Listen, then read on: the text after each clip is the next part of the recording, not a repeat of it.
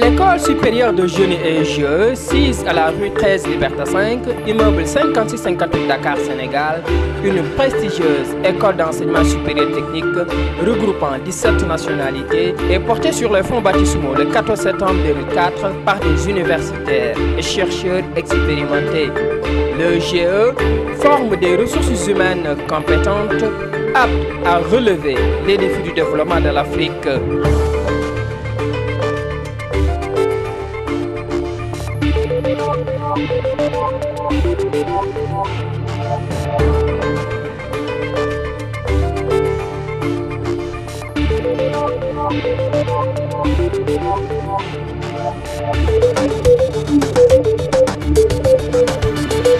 À l'EGE, les étudiants sont véritablement des génies. L'EGE propose plusieurs filières au BTS, en licence et en master professionnel.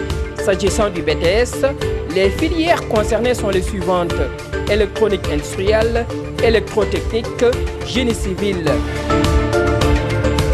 Pour la licence et le master, la spécialisation concerne l'électronique industrielle, l'informatique industrielle, télécommunications, électromécanique, énergie, génie civil.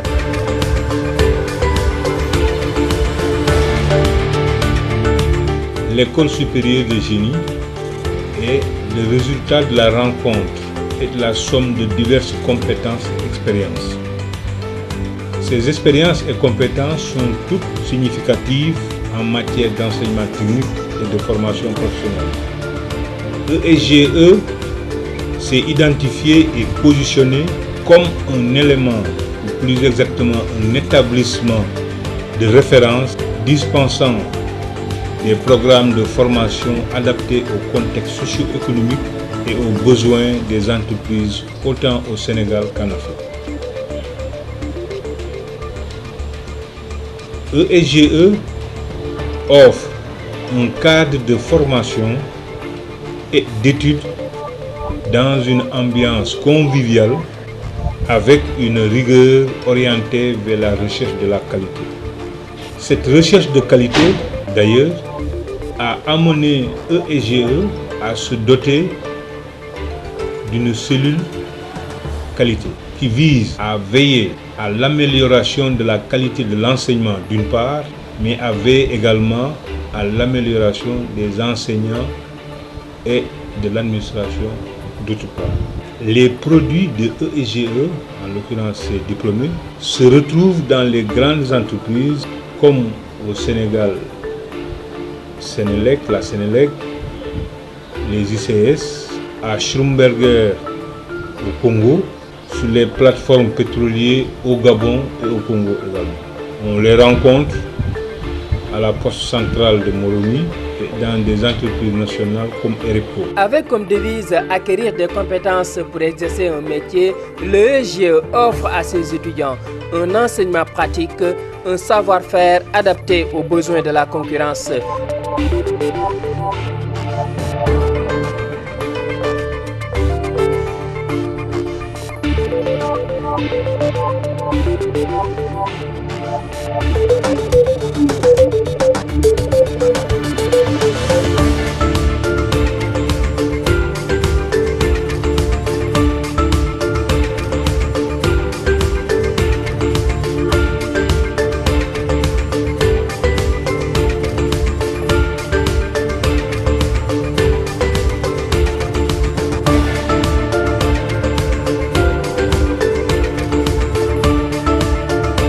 N'attendez plus, n'hésitez plus.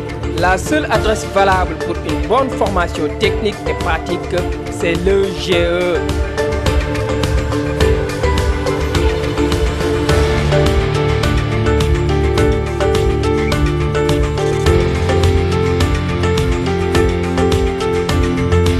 Rue 13, Liberté 5, immeuble 5658 Dakar, Sénégal.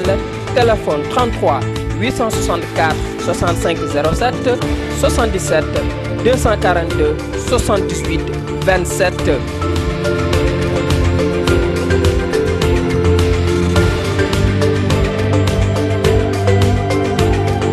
l'EGE, acquérir des compétences pour exercer un métier.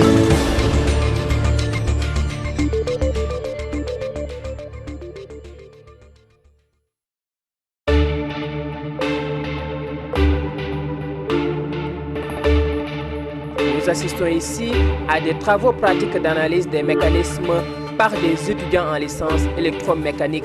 M. Benjamin Gomis, professeur de construction mécanique, nous explique.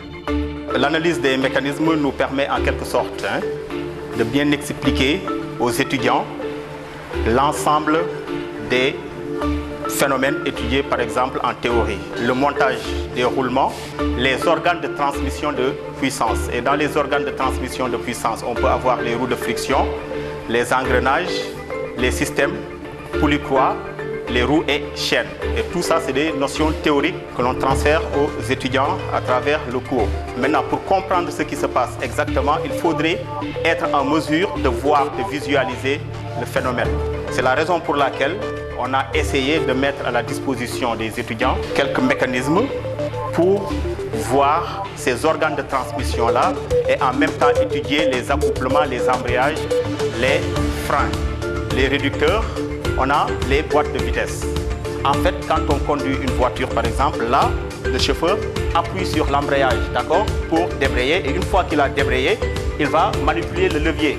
Et quand il manipule le levier, il va tout simplement sélectionner une vitesse. Maintenant, lors de la sélection de cette vitesse-là, il y a deux étapes. Tout d'abord, la synchronisation et deuxièmement, la sélection de la vitesse qui se fait par le crabotage. Donc, l'étudiant, en démontant la boîte, va voir tous ces systèmes-là et les comprendre, pouvoir les expliquer. Et une fois dans une situation pareille, il sera en mesure d'intervenir, détecter les pannes et tout simplement de solutionner le problème. Donc là, c'est une boîte de vitesse traditionnelle qui utilise les trains tout simplement ordinaires, les réducteurs à train simple. Ici, vous avez une boîte de vitesse automatique que l'on utilise très souvent au niveau des bus Dakar Dem Dikk par exemple. À l'intérieur, c'est un système beaucoup plus complexe. Et là, comme vous le voyez, on démonte cette boîte-là très rarement parce que le système est tellement complexe que même pour le dépannage, les techniciens ont des problèmes. Tout simplement parce que ici, le système utilisé, c'est des trains épicycloïdaux. Et les trains épicycloïdaux, la différence, c'est que là, on a planétaire d'entrée, le satellite, planétaire de sortie et le porte-satellite. Donc pour sélectionner une vitesse, il faut tout juste accélérer. Il faut tout juste accélérer et vous avez un coupleur. Au lieu d'avoir un embrayage comme dans ce système-là, ici on a un coupleur. Et à partir de là, le coupleur va se charger de transformer tout simplement le couple que vous créez en accélérant en couple qui va tout simplement transférer la sélection des vitesses à l'intérieur à l'aide des freins à commande hydraulique. D'accord ?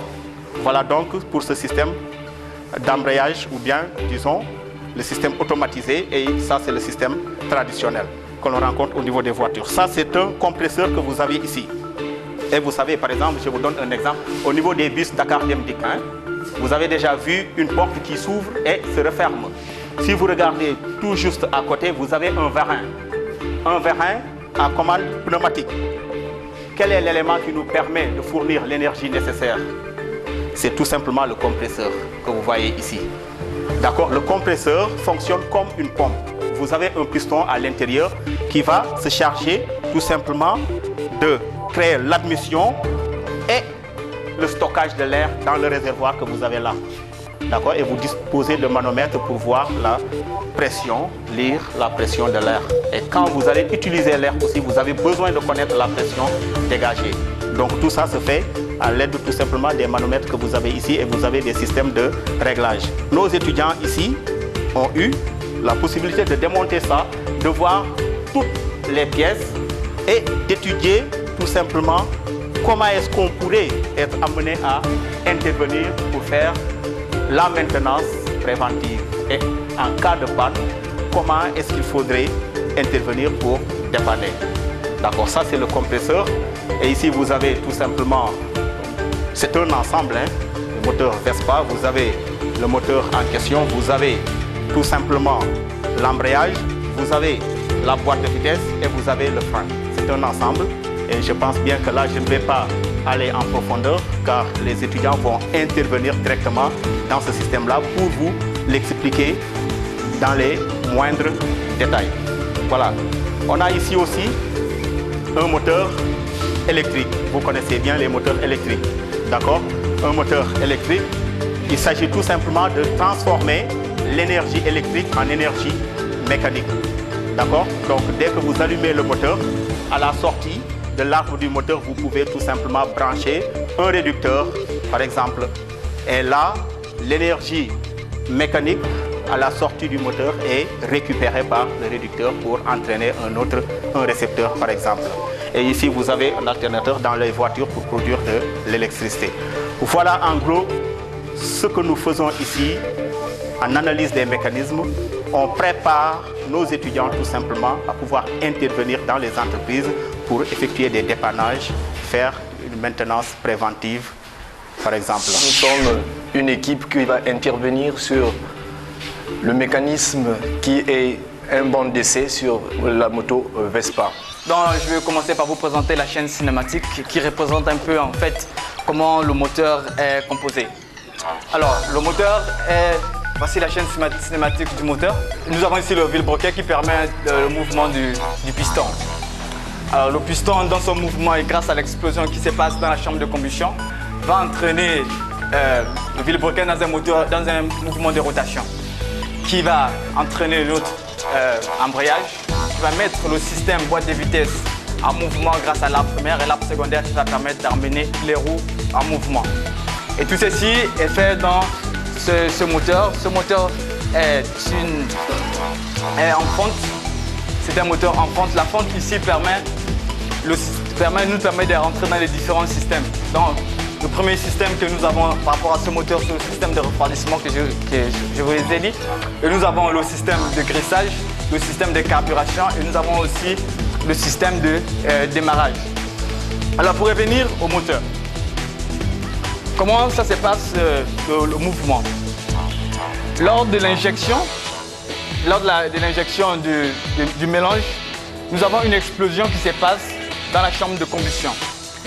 Cette explosion, c'est ça qui va pousser le vilebrequin dans le mouvement descendant. Et ce mouvement descendant va entraîner le vilebrequin dans son mouvement de rotation. Et le vilebrequin va commencer à tourner grâce aux différentes explosions et aux différents temps. Il est important de souligner ici que nous sommes dans un moteur à deux temps.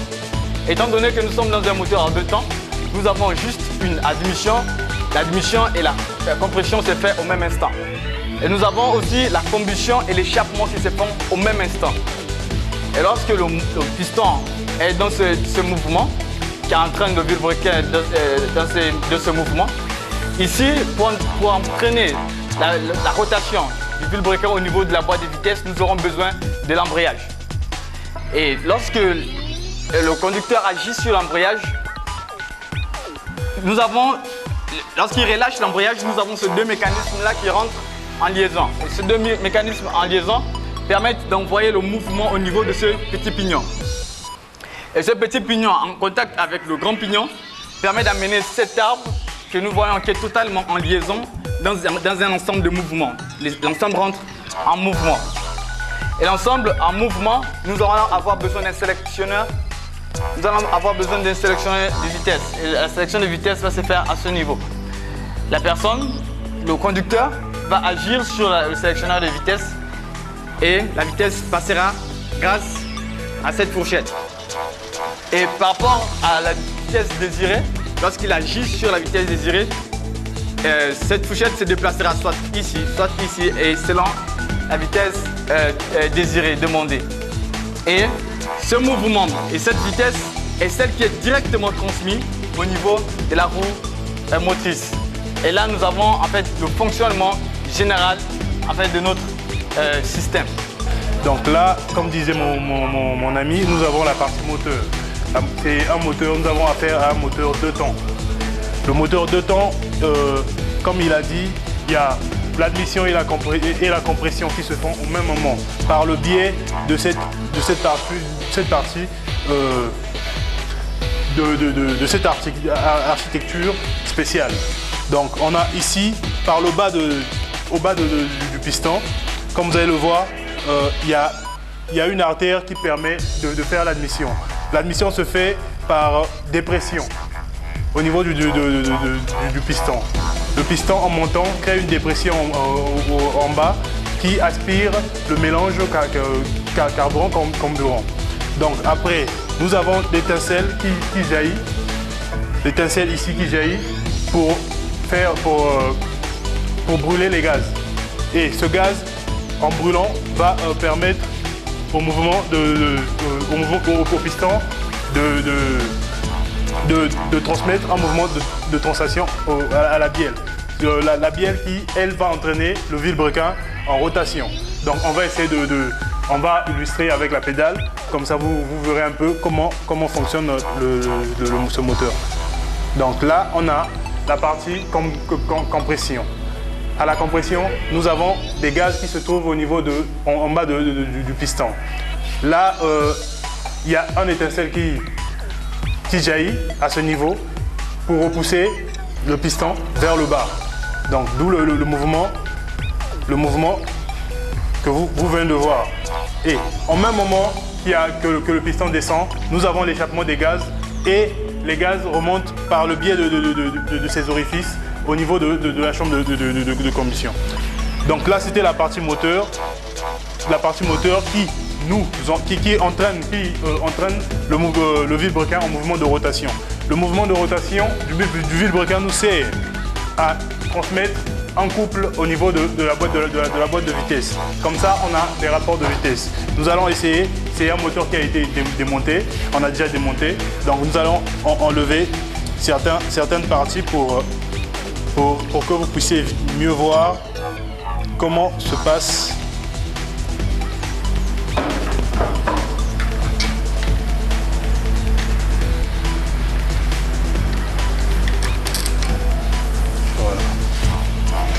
Donc à ce niveau, le vilebrequin est en mouvement de rotation. Il est en mouvement de rotation. Il entraîne un pignon, le pignon qui est là-dedans, illustré ici, ce pignon-là, par le biais de cet embrayage.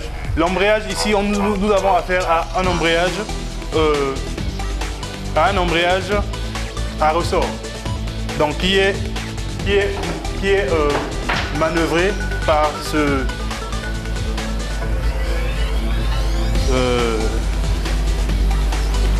cette came, qui est manœuvré par cette came, par le biais d'un câble qui est mis à ce niveau. Donc cette came, comme vous le voyez, elle tourne et elle s'appuie ici pour débrayer le vilebrequin à la roue primaire en bas. À la roue sur l'axe primaire en bas. Donc, une fois débrayé, nous avons la partie boîte de vitesse qui est isolée par rapport à la partie moteur. Donc là, le conducteur pourra sélectionner, est libre de sélectionner la vitesse voulue par le biais de cette fourchette. Donc c'est ici, en manœuvrant, quand le banc d'essai fonctionne normalement, en manœuvrant sur cette manette, ça lui permet de sélectionner une vitesse à travers cette fourchette, qui est celle-ci. C'est un système, nous avons là un système de clavetage. Donc en manœuvrant sur cette tige, la clavette, on peut agir sur la clavette en sélectionnant la première vitesse, la deuxième ou la troisième ou les autres vitesses. Dans certains éléments en mécanique ou en industrie en général, la maintenance a une place très prépondérante.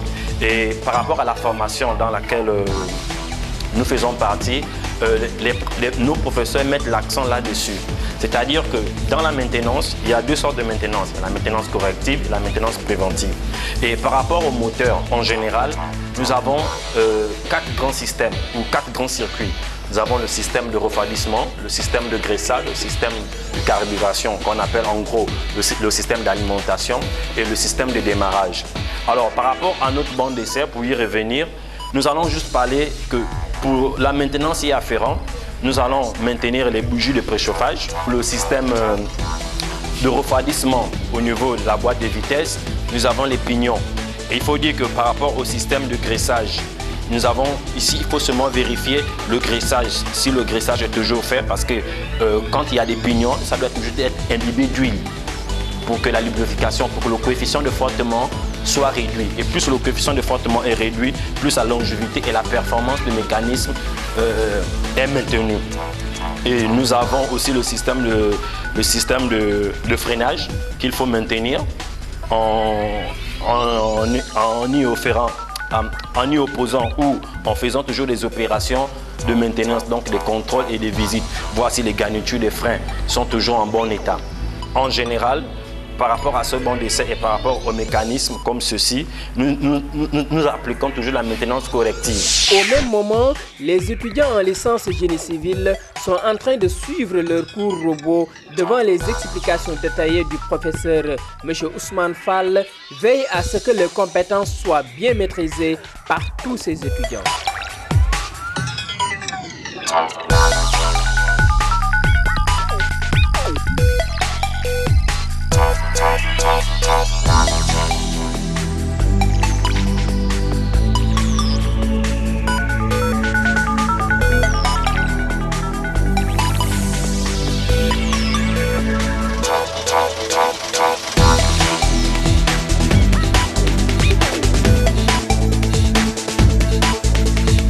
Ils ont déjà fait leur cours de béton armé. Maintenant là, c'est un prolongement de ce cours-là. On le fait avec un logiciel robot Millennium et robot DDC. C'est des logiciels où on a déjà programmé ce qu'ils ont vu dans les cours. Donc ça permet d'aller vite aussi parce qu'au chantier, dans les entreprises, les gens n'ont pas le temps pour un projet par exemple de faire les études manuellement. Parce que dans les entreprises, les gens ont besoin de faire les études, des projets correctement, de façon fiable et de passer à un autre projet aussi, quoi. Donc, il y a le problème facteur temps. Donc ils n'auront pas besoin de faire les schémas manuellement, la descente de charge manuellement, les plans d'exécution manuellement, etc. Donc tout se fait avec les logiciels et ça permettra d'aller très vite dans les choses.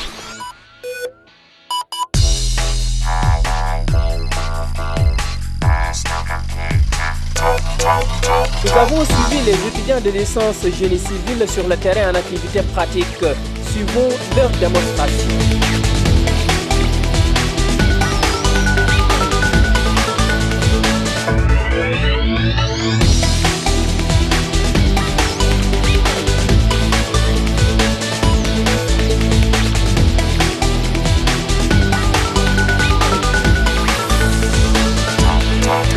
Avec ce niveau numérique, on détermine le niveau de chaque structure par exemple, ou même le niveau du sol, ou le niveau des routes, quel que soit l'objectif qu'on recherche en fait. Sur le terrain, avec le niveau, on peut se raccoler à un repère, c'est-à-dire si par exemple on a une construction d'un bâtiment ou quel que soit même un pont et qu'on veut avoir un niveau par rapport à un autre, avec cet appareil, on peut trouver ce niveau. Déjà là, on a ce qu'on appelle le trépied. On monte l'appareil numérique sur le trépied. Et le collègue qui est de l'autre côté, lui, il a une mire. Et c'est avec c'est-à-dire, on est ici, on regarde sur la mire et on voit. Par rapport à la hauteur et la lecture, justement, on détermine avec le niveau numérique le chiffre qui correspond. 1,46 m.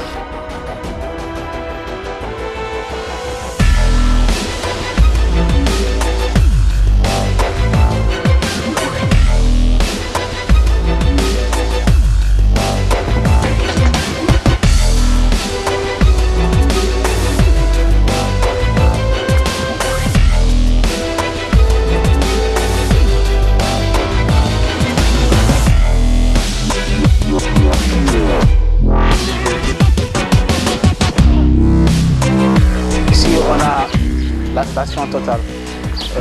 C'est un instrument qui nous permet de faire le nivellement indirect, c'est-à-dire en altimétrie et en planimétrie. En altimétrie, on peut l'utiliser quand la précision est de l'ordre du décimètre. Mais quand la précision est de l'ordre des centimètres ou du millimètre, on utilise le niveau. Donc ça, on peut l'utiliser pour les fondations. Mais pour les implantations ou la pose des pieds, on utilise le niveau. Mon camarade, va prendre le réflecteur et se mettre à une position bien déterminée. Et à partir de là, on peut calculer la distance et aussi les angles.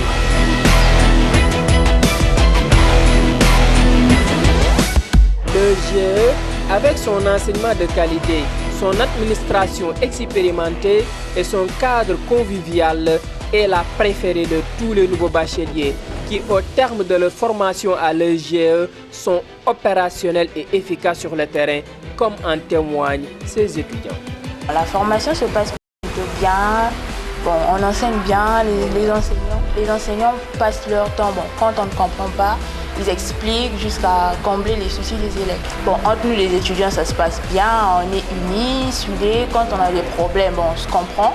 On déjà connaît plus les élèves, on est des étudiants maintenant. Alors, nos soucis, on les règle de manière professionnelle. L'administration, ils sont plutôt bien, les profs sont sympas, les secrétaires accueillants. Ce que je peux dire de l'école, c'est une bonne école, vis-à-vis entre étudiants.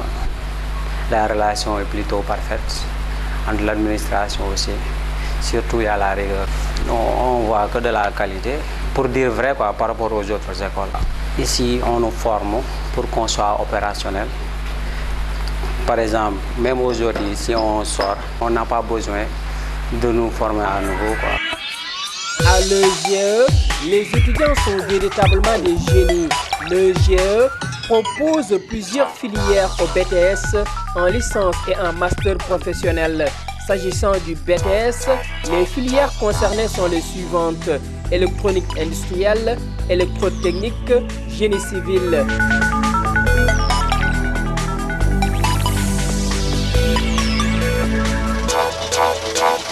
Pour la licence et le master, la spécialisation concerne l'électronique industrielle, l'informatique industrielle, télécommunications, électromécanique, énergie, génie civil.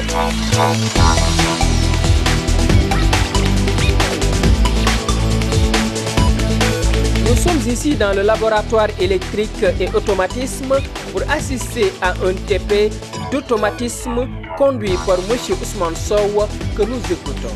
Donc c'est un laboratoire qui permet d'étudier les systèmes de production automatisés. Dans un environnement de production, il est question de remplacer la compétence humaine par des machines de l'électronique et des machines pour l'effort physique. Ce sont ces deux parties, partie puissance et la partie commande, qui sont reliées pour que la production puisse se faire de façon automatique.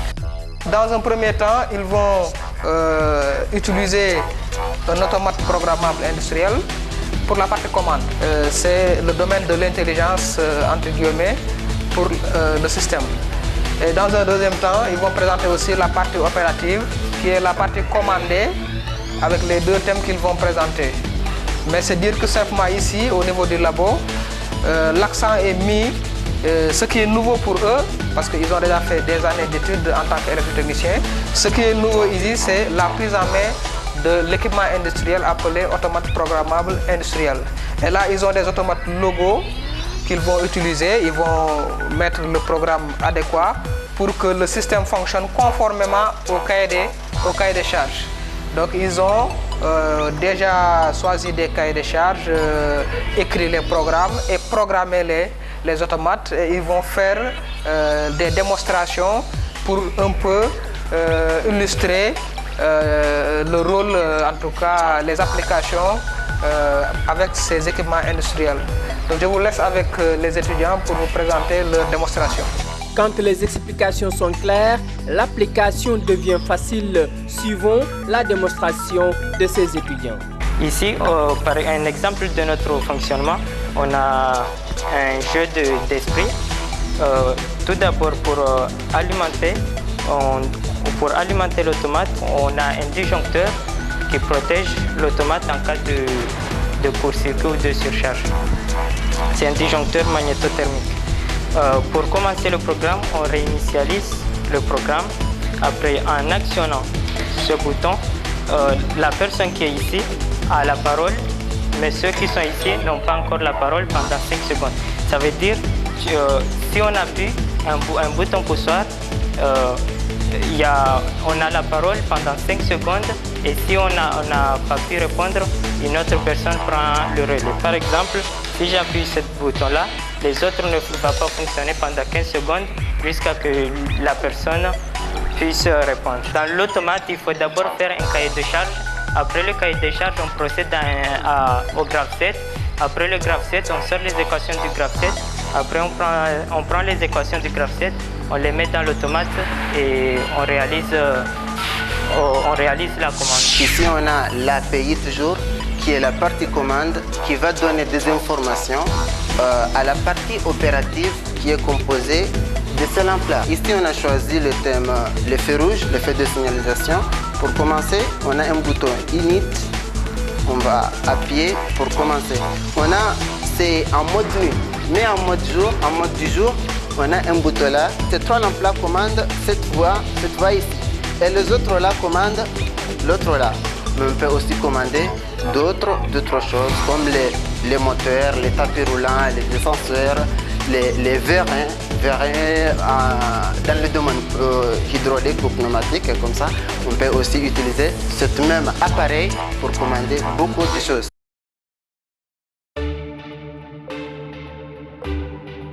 Au sein de notre structure, évoluent des formateurs à la compétence avérée provenant du milieu universitaire et professionnel, ce qui nous permet d'être au fait de l'essentiel des besoins de l'entreprise, mais également au fait des nouveautés de la recherche.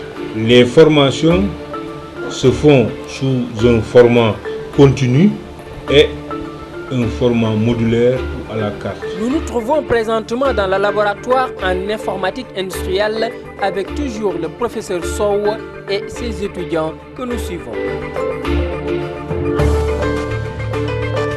C'est un laboratoire qui permet aux étudiants de travailler sur les outils informatiques qui sont utilisés comme des ressources dans la production industrielle.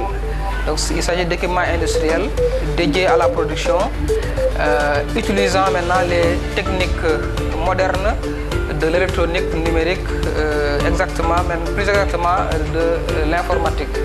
Alors, il s'agit de faire des manipulations sur les microprocesseurs dans un premier temps pour la prise en main du composant de base de l'informatique, parce que les systèmes informatiques utilisent des processeurs qui sont les calculateurs qui exécutent des cahiers de charges qui font un certain nombre de traitements de données pour effectivement satisfaire à des cahiers de charges bien précis.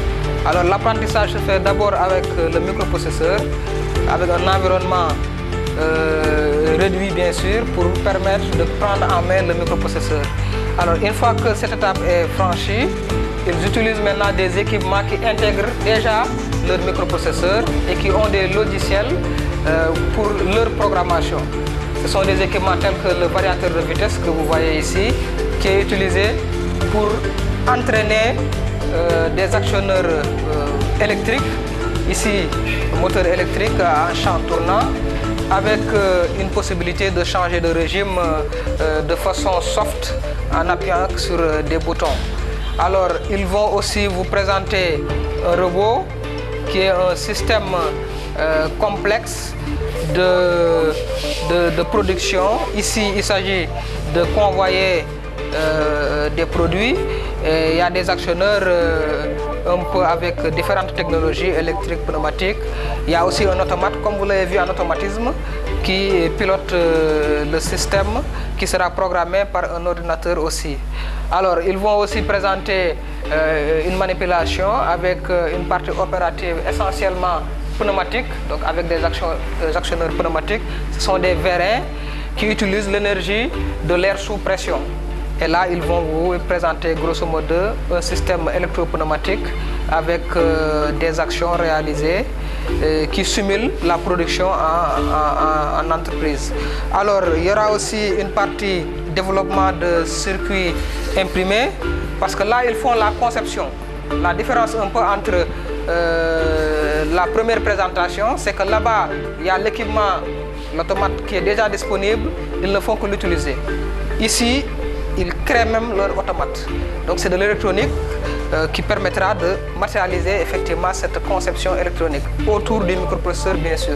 C'est pourquoi ils ont un équipement qui leur permet, une fois que la conception de la carte électronique qui va piloter la machine est faite, de développer cette carte électronique avec ce laboratoire qui permet de produire donc, des cartes électroniques sous forme de circuits imprimés. Donc il y aura ces 4 présentations, réalisation d'un circuit imprimé, présentation du robot, présentation aussi d'un banc d'entraînement, présentation aussi d'un système électropneumatique. Je vous laisse maintenant avec les étudiants qui vont... Nous sommes ici au laboratoire d'informatique industrielle. Alors, comme tout à l'heure, c'est un laboratoire qui permet aux étudiants de travailler sur les outils informatiques qui sont utilisés comme des ressources dans la production industrielle. Donc, il s'agit d'équipements industriels dédiés à la production, utilisant maintenant les techniques modernes de l'électronique numérique, même plus exactement de l'informatique. Alors, il s'agit de faire des manipulations sur les microprocesseurs dans un premier temps pour la prise en main du composant de base de l'informatique, parce que les systèmes informatiques utilisent des processeurs qui sont les calculateurs qui exécutent des cahiers de charges. Il faut un certain nombre de traitements de données pour effectivement satisfaire à des cahiers de charges bien précis. Alors l'apprentissage se fait d'abord avec le microprocesseur, avec un environnement réduit bien sûr pour permettre de prendre en main le microprocesseur. Alors une fois que cette étape est franchie, ils utilisent maintenant des équipements qui intègrent déjà leur microprocesseur et qui ont des logiciels pour leur programmation. Ce sont des équipements tels que le variateur de vitesse que vous voyez ici, qui est utilisé pour entraîner des actionneurs électriques, ici moteur électrique en champ tournant, avec une possibilité de changer de régime de façon soft en appuyant sur des boutons. Alors ils vont aussi vous présenter un robot qui est un système complexe de production. Ici, il s'agit de convoyer des produits. Et il y a des actionneurs un peu avec différentes technologies électriques, pneumatiques. Il y a aussi un automate, comme vous l'avez vu en automatisme, qui pilote le système qui sera programmé par un ordinateur aussi. Alors, ils vont aussi présenter une manipulation avec une partie opérative essentiellement pneumatique, donc avec des actionneurs pneumatiques. Ce sont des vérins qui utilisent l'énergie de l'air sous pression. Et là, ils vont vous présenter grosso modo un système électropneumatique avec des actions réalisées qui simulent la production en entreprise. Alors, il y aura aussi une partie développement de circuits imprimés, parce que là, ils font la conception. La différence un peu entre la première présentation, c'est que là-bas, il y a l'équipement, l'automate qui est déjà disponible, ils ne font que l'utiliser. Ici, ils créent même leur automate. Donc c'est de l'électronique qui permettra de matérialiser effectivement cette conception électronique autour du microprocesseur, bien sûr. C'est pourquoi ils ont un équipement qui leur permet, une fois que la conception de la carte électronique qui va piloter la machine est faite, de développer cette carte électronique avec ce laboratoire qui permet de produire donc, des cartes électroniques sous forme de circuits imprimés. Donc il y aura ces 4 présentations, réalisation d'un circuit imprimé, présentation du robot, présentation aussi d'un banc d'entraînement, présentation aussi d'un système électropneumatique. Comme vous le voyez, vous avez vu, on a la possibilité de varier cette vitesse à des plages. Maintenant, on va le varier soit à des plages de vitesse. Regardez comme vous le voyez, ça varie au fur et à mesure que j'appuie, ça diminue et j'appuie sur l'interrupteur, l'autre interrupteur, encore ça diminue. Maintenant, on a la possibilité de le tourner vers l'autre sens. C'est-à-dire j'étais ici et j'allume là-bas. Vous voyez que le moteur va tourner dans l'autre sens. Maintenant aussi, on a la possibilité d'utiliser un potentiomètre qui nous permet nous-mêmes de varier cette vitesse. Parce que là, on avait des interrupteurs. Ces interrupteurs nous permettaient de varier cette vitesse. Maintenant, à partir de du potentiomètre, vous voyez, on va varier ces vitesses. Comme vous le voyez ici, vous avez vu, à partir du potentiomètre, on a la possibilité de le varier au fur et à mesure. Donc on a deux cas, on a la possibilité de les varier à partir de l'interrupteur et on a la possibilité de les varier à partir d'un potentiomètre. On a ici un circuit FRL qui nous permet de filtrer, lubrifier et réguler aussi la pression qu'on doit envoyer au niveau des récepteurs. On a aussi un interrupteur pneumatique, on a un distributeur monostable, on a aussi des freins bistables. Maintenant, on a ici un régulateur unidirectionnel de débit. Ça nous permet maintenant de contrôler la vitesse de sortie de notre frein. La vitesse de sortie et la vitesse de rentrée aussi. Maintenant, on a ici un circuit électrique qui va commander le distributeur. Le distributeur qui va commander la sortie et l'entrée du vérin. Maintenant ici on envoie la tension. Maintenant on appuie sur le bouton poussoir maintenant pour commander notre vérin. Maintenant vous regardez, la vitesse est très rapide. Maintenant pour diminuer la vitesse, on arrête à partir de là.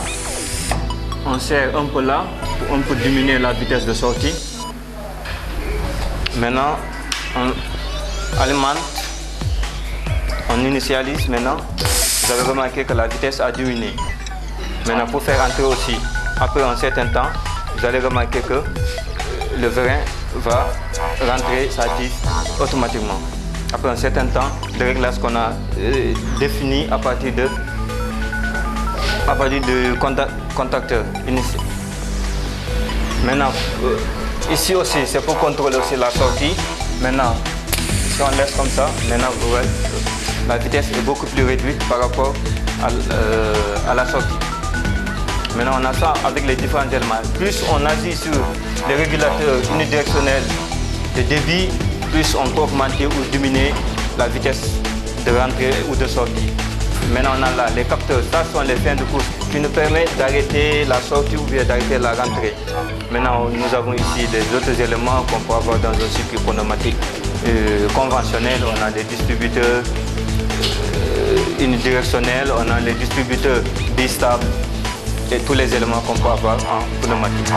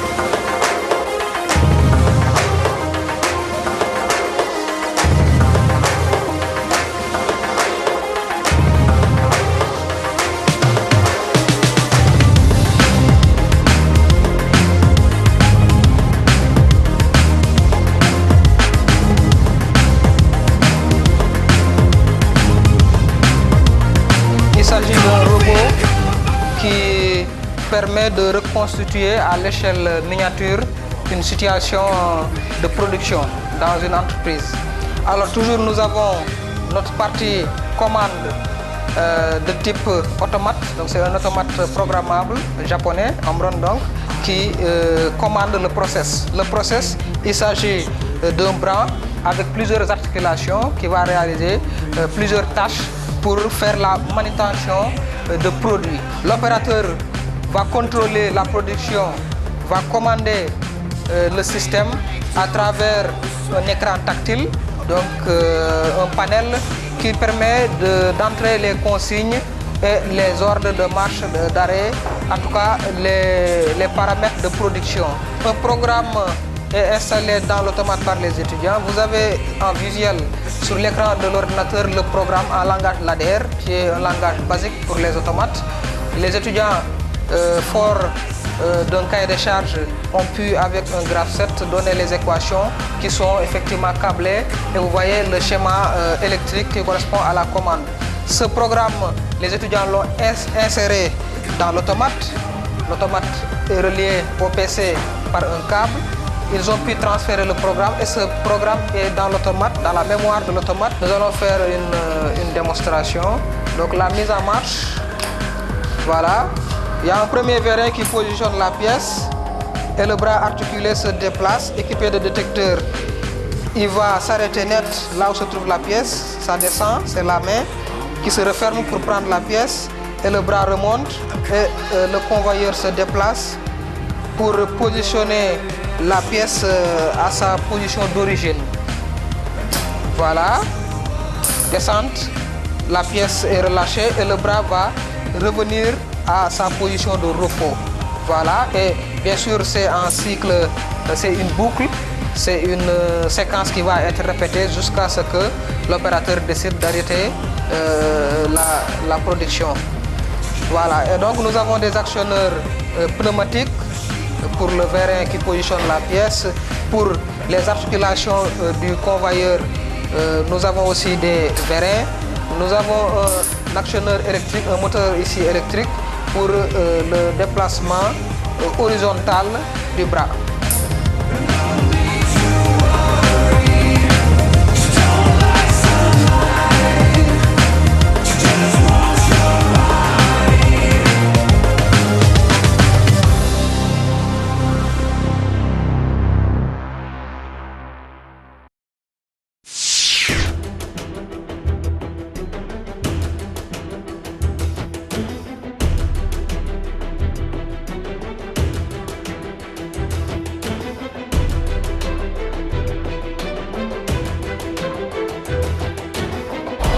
Voici les équipements qui vont nous permettre de réaliser une carte électronique.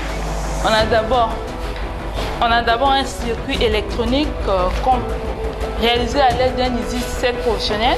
À base de ce circuit, on va réaliser un chipon qui est un circuit imprimé. On réalise en faisant les différentes connexions, en plaçant les composants, toutes sortes de composants qu'on pourra mettre lors de notre réalisation. Après cela, on imprime le chipon à base avec une imprimante et lorsqu'on imprime, on obtient le chipon. Après on le place dans l'insoleuse qui est un appareil qui produit des rayons ultraviolets. En plaçant le chipon dans l'insoleuse, on prend la carte toute neuve qu'on a achetée dans un marché. On enlève cette nappe qui protège la carte.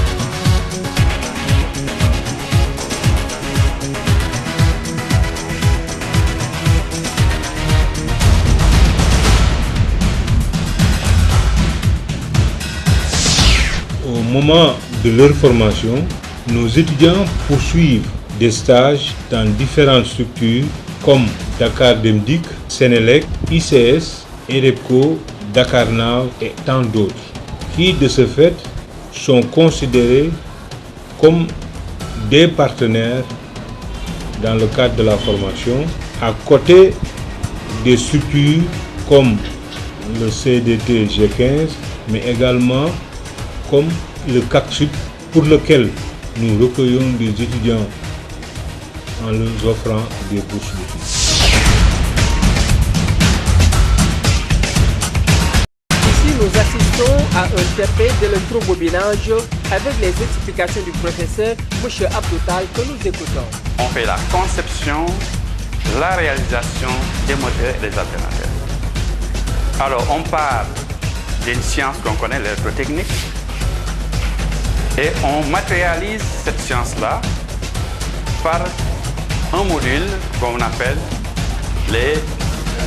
l'électrobobinage. Donc, on conçoit et on ne fait pas de rebobinage, prendre un moteur, prendre les données et rebobiner, mais on fait la conception jusqu'à la réalisation. C'est un moteur asynchrone triphasé de 1500 tours par minute, de 18 encoches. Pour commencer, on isole d'abord les encoches avec les isolants entrants, contenants. Et après, à la fin, quand on met les bobines, on isole avec les isolants, les cales. On mesure les gabarits du moteur, on prend les mesures.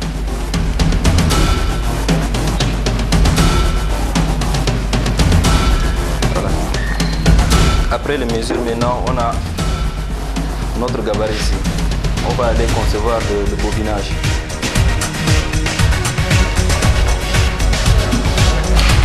On met d'abord ça.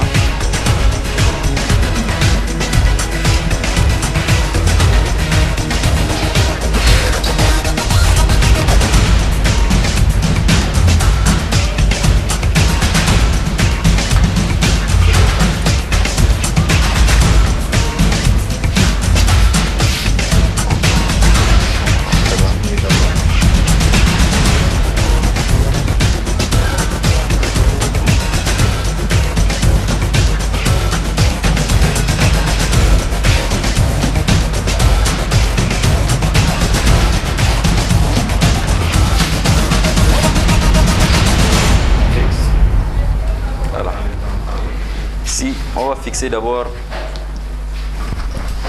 les étages de gabarit.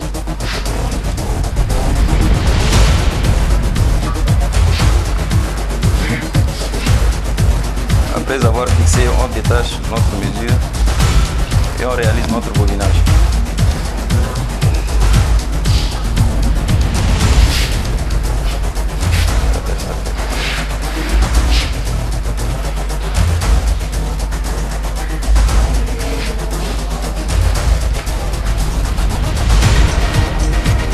Maintenant, on a une encoche de un nombre de bobines de 70 tours, par exemple. On commence à compter, ça c'est 1, 2, 3, 4, jusqu'à 27, 29, 10.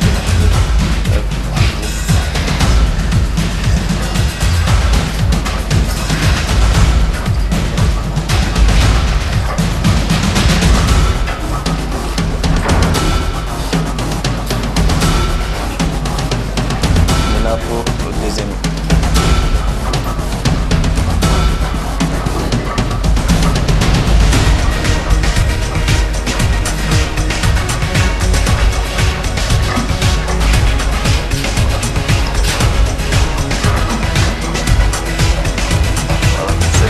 C'est ça qu'on va intégrer dans l'encoche. Ça maintenant, ça c'est les bobines. On a deux groupes de bobines.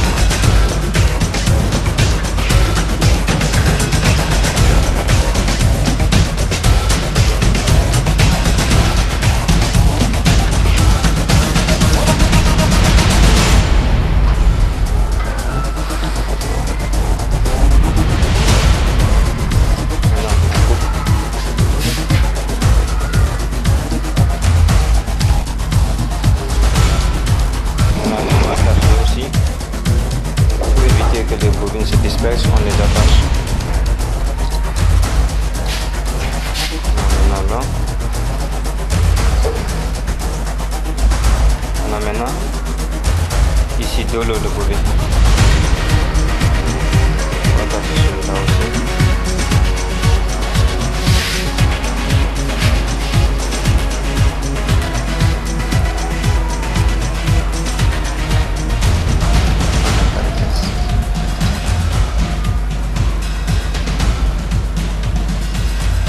Maintenant c'est ça qu'on va utiliser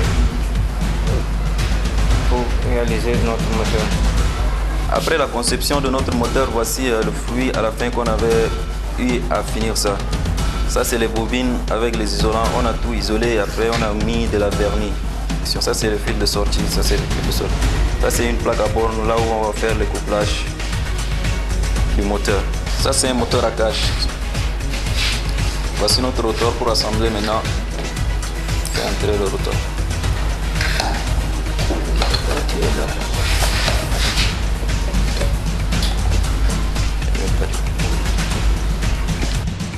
Voici notre moteur en finale. On a pu finir un moteur asynchrone à cache de 1500 tours par minute. C'est un moteur de 18 encoches. Après avoir fini le moteur, on va passer à un test. Ce test consiste à essayer à tester la vitesse du moteur, la puissance et l'isolation des encoches. On a ici devant nous des transports qui ont été conçus et réalisés par des étudiants de la licence. Ici, on réalise des moteurs, des transformateurs et des alternateurs aussi. Ces transports ont été réalisés par nos jeunes frères de la licence.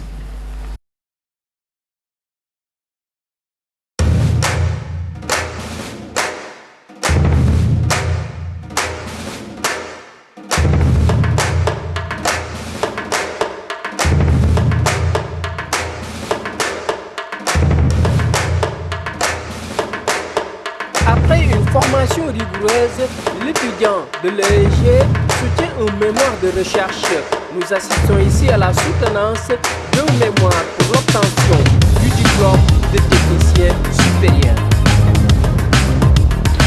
Nous sommes revenus aujourd'hui pour la soutenance des mémoires pour l'obtention du diplôme de brevet de technicien supérieur. Ici présent, il y a Pauline Sono et Grace qui vont soutenir leur mémoire de BTS. Nous avons ici le jury composé de M. Benjamin Gomis, M. Oumar Dior qui est le président du jury, M. Aboubakar Tal et M. Papali Sow, le directeur général de l'école. Donc, à la fin de chaque année, les étudiants en fin de cycle soutiennent leur mémoire.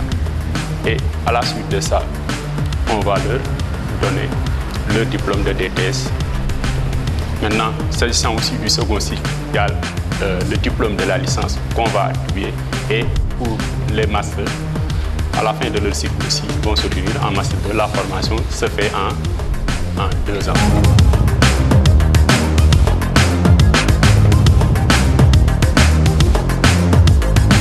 Notre horloge est alimentée par 2 tensions continues régulées qui sont 5 volts et 12 volts. Au début, il reçoit une tension alternative de 220 volts, une fréquence de 50 Hz. Cette tension sera ensuite abaissée par un transformateur, puis ensuite redressée, filtrée et régulée par un régulateur 7805 pour avoir à la sortie une tension de 5 volts et ensuite par un régulateur 7802 pour avoir à la sortie une sortie de 12 volts. Il est prévu de mettre une pile à la sortie de 5 volts pour permettre le fonctionnement continu du pic. Ainsi donc, cette pile va permettre le fonctionnement continu du pic jusqu'à ce que si en cas de s'il y a coupure d'électricité. En effet, le générateur de signaux va donner un trait d'impulsion à l'horloge. Ce trait d'impulsion a une fréquence donnée. Cette fréquence va permettre au microprocesseur de calculer les différentes choses qui est possible. Et après avoir effectué ces calculs, ils vont envoyer les données au niveau des afficheurs, qui sont les 7 segments en forme de LED, pour afficher l'heure. Il est prévu des boutons poussoirs pour les réglages. Concernant l'étude des différents blocs, dans le premier point, nous avons étudié le générateur de signaux.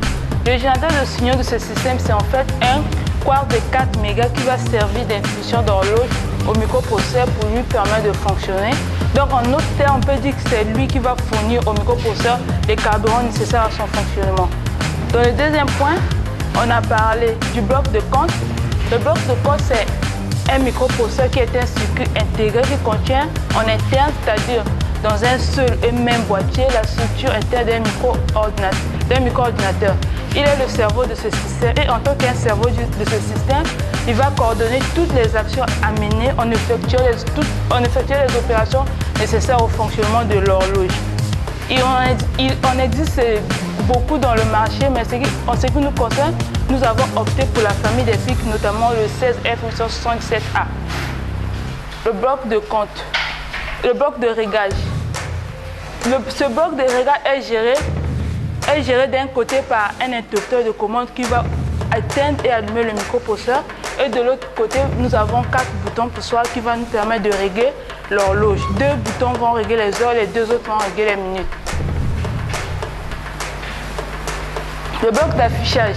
Le bloc d'affichage, dans ce bloc d'affichage, nous avons mis 4 amplificateurs de courant de référence ULN 2803. Ces amplificateurs, le rôle de ces amplificateurs c'est d'accorder le faible courant du microprocesseur à celui des afficheurs, étant donné que le courant qui circule dans les 4 afficheurs est plus élevé. Et ici, nous avons créé 4 afficheurs à 7 segments de LED. 2 afficheurs pour afficher les heures et les 2 autres pour afficher les minutes. En ce qui concerne les secondes seront indiqués par un clignotement de LED. Vous avez fait un exposé assez intéressant, donc je n'ai rien à vous reprocher par rapport à l'exposé. Et en ce qui concerne la forme du document également, il est très clair. Bon, la présentation est assez correcte. Mais cependant, j'ai une question. Il faut partir à la page 42. Vous notez bien, la page 42. À ce niveau, vous avez écrit les tensions induites au niveau du primaire et du secondaire, éventuellement d'un transformateur. Et j'ai l'impression que ces expressions-là que vous avez mis, il y a quelque chose qui ne marche pas. Il y a une faute. Je ne sais pas si vous pouvez me retrouver cette faute. À la page 42. Ok, maintenant, on va vous passer la parole. Vous allez essayer de répondre aux questions posées par les membres du jury. Merci, monsieur. Pour la question concernant le schéma du bloc de réglage, ici nous avons un interrupteur. Le rôle de cet interrupteur, c'est que quand normalement on doit mettre un programme dans le microprocesseur. Lorsqu'on va mettre un programme, on doit ouvrir le circuit. Donc on ne doit pas alimenter le microprocesseur. Après le programme, on pourra maintenant fermer l'interrupteur pour que le système puisse fonctionner. Maintenant, les 4 boutons là, nous avons 2 boutons pour les heures. Les 2 boutons là vont incrémenter et décrémenter les heures. C'est comme lorsque nous avons une horloge qui se trouve dans le téléphone, on a besoin de régler l'heure, on a besoin d'augmenter la fréquence ou on a besoin de diminuer la fréquence. Donc on fait ça dans les décals, que ce soit les heures et les minutes. Maintenant, concernant la question de M. Dior, à page 43, 42, l'erreur se trouve, on n'a pas mis le signe moins. Il doit y avoir un signe devant, là, on a oublié de le mettre. Merci, cher candidat. Merci, cher public. Maintenant, après concertation entre les membres du jury, le jury a décidé d'attribuer au candidat la note de 17 sur 20. Donc une mention très bien.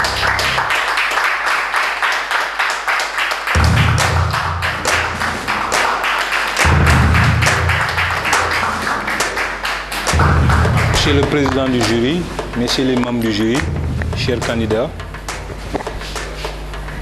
cher public, nous voilà au terme d'un processus qui vient boucler un cycle de formation.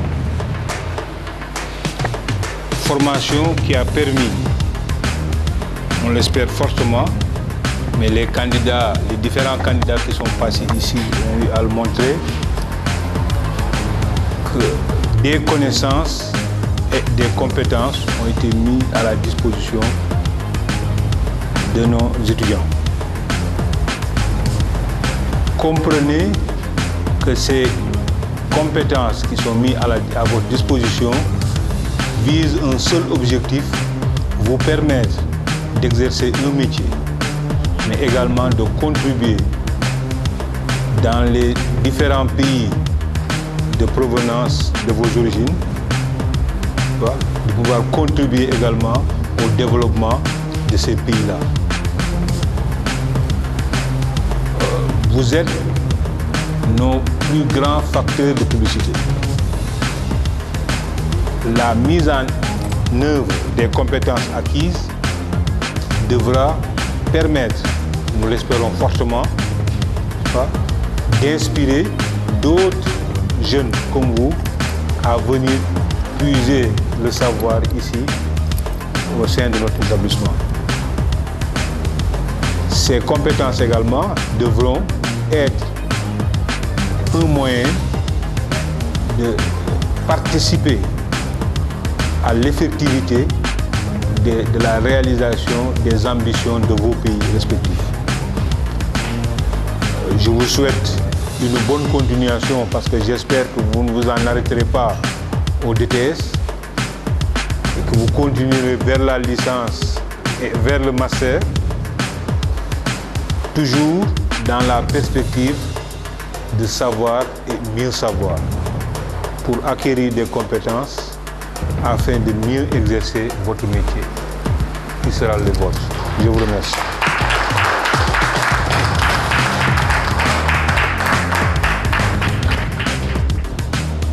Les diplômes préparés ou proposés par l'École supérieure de génie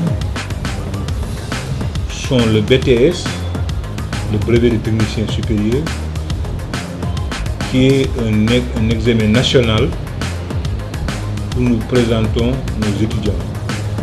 Nous formons également en master et en licence. Il faut noter que EEGE est membre de la conférence des établissements privés d'enseignement supérieur, communément appelé le CEPES.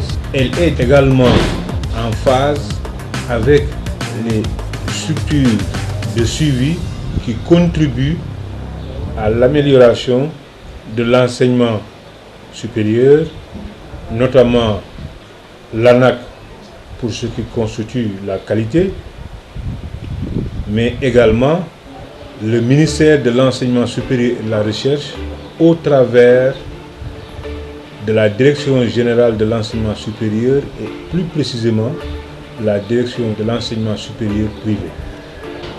S'inscrire à EEGE, c'est se donner les moyens de participer au développement du pays et d'être compétitif au niveau de l'entreprise. Se former à EEGE est un gage de compétences dans la perspective de l'exercice d'un métier. N'attendez plus, n'hésitez plus, la seule adresse valable pour une bonne formation technique et pratique, c'est l'EEGE, rue 13, Liberté 5, immeuble 5658, téléphone 33 864 6507 ou le 77 242 78 27.